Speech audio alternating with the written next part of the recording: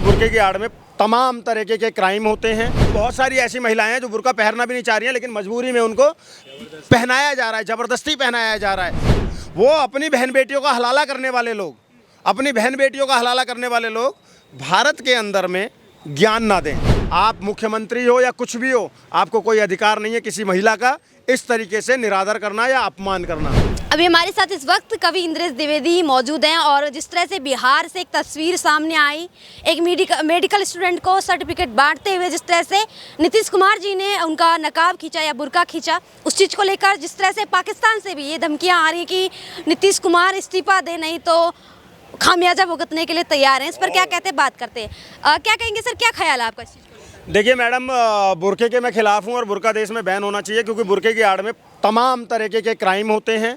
और देश में अगर घूंघट प्रथा बंद की गई तो ये बुर्का प्रथा भी बंद की जानी चाहिए, जो गलत है। हर जगह आपको अपना चेहरा ढककर ज़बरदस्ती, और बहुत सारी मैं बोलना चाहूँगा, बहुत सारी ऐसी महिलाएं हैं जो बुर्का पहनना भी नहीं चाह रही हैं, लेकिन मजबूरी में उनको पहनाया जा रहा है, ज़बरदस्ती पहनाया जा रहा है। अभी एक न्यूज़ आई है उत्तर प्रदेश में कि एक व्यक्ति ने अपनी पत्नी और अपनी बेटी को सिर्फ इसलिए मार दिया कि वो बुर्का नहीं पहन रही थी।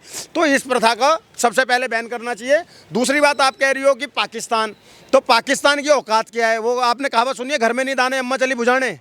वो अपनी बहन बेटियों का हलाला करने वाले लोग, अपनी बहन बेटियों का हलाला करने वाले लोग भारत के अंदर में ज्ञान ना दें। अब तीसरी बात, जो मुख्य बात है, ये मैं नीतीश कुमार को भी बोलना चाहूँगा और देश के तमाम लोगों को बोलना चाहूँगा कि अगर या तो आप पूरी तरीके से बैन कर दो भारत में, और नहीं तो किसी के चेहरे पर बुर्का है या किसी के सर पर घूंघट है या दुपट्टा है, आप मुख्यमंत्री हो या कुछ भी हो, आपको कोई अधिकार नहीं है किसी महिला का इस तरीके से निरादर करना या अपमान करना।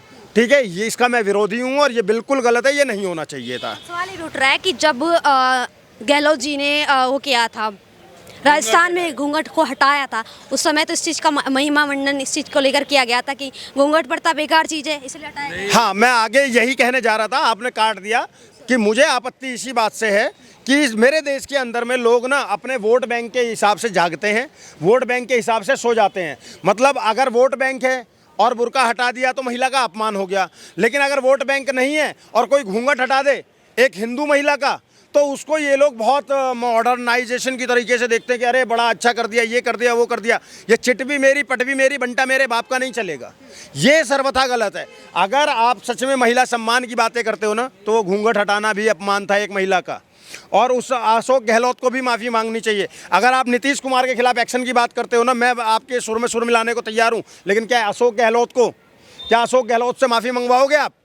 उसने, और अशोक गहलोत वाली वीडियो में तो बिल्कुल साथ साथ हो रहा है कि एक घूंघट वाली महिला का घूंघट हटाया जा रहा है, लेकिन उसके जस्ट पीछे एक बुर्का नशी महिला आ रही है और उससे कुछ नहीं बोला गया। सोच कर देखिए क्या दोगलापन है, क्या हिपोक्रेसी है। तीसरी और इंपॉर्टेंट बात बता देता हूँ, अभी इसी साल हमारे उत्तर प्रदेश के पूर्व मुख्यमंत्री की पत्नी डिम्पल यादव, जो चुनी हुई सांसद हैं, उनको एक 2 कौड़ी के मौलाना ने, 2 कौड़ी का मौलाना मैं इसलिए बोलता हूँ, साजिद रशीदी मेरे आगे खड़ा भी नहीं हो सकता, उसकी औकात नहीं है। वो 2 कौड़ी का मौलाना हमारी एक चुनी हुई सांसद को, उत्तर प्रदेश के भारत के सबसे बड़े सूबे के पूर्व मुख्यमंत्री की पत्नी को नंगी औरत बोल देता है। लेकिन तब अखिलेश यादव के मुंह पर चुप्पी होती है, इकरा हसन के मुंह पर चुप्पी होती है, खुद डिम्पल यादव के मुंह पर चुप्पी होती है। ये दोगलापन है, ये हिपोक्रेसी है। अगर बहन बेटियों के सम्मान की बात करते हो तो हर बहन बेटी के सम्मान की बात होनी चाहिए। ये सेलेक्टिवनेस मुझे बहुत बुरा लगता है और ये देश में नहीं होना चाहिए, ये बंद होना चाहिए।